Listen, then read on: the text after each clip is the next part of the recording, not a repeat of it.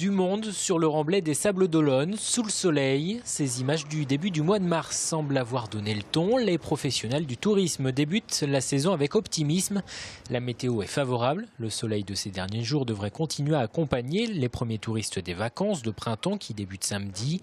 Et le calendrier aide aussi. On a eu ces grandes marées qui ont déjà fait venir du monde sur nos côtes pour voir les grandes marées. Et puis on a des week-ends de mai qui sont des week-ends prolongés, qui sont des week-ends assez longs. Et on observe d'ores et déjà, notamment au Gîte de France, notamment à Clé Vacances, une augmentation date à date, si on se compare à l'année dernière à la même date, des réservations dans ces deux labels. Les Gîtes de France annoncent déjà une hausse de 7% de leurs réservations à la fin mars, plus 40% rien que sur le mois de septembre.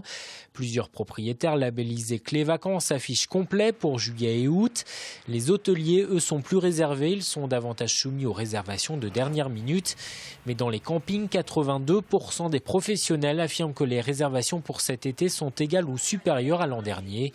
L'accent sera particulièrement mis cette année sur la clientèle étrangère. Nous allons déployer notre site Vendée Tourisme qui n'était qu'en français jusqu'à présent, avec 3 nouvelles langues.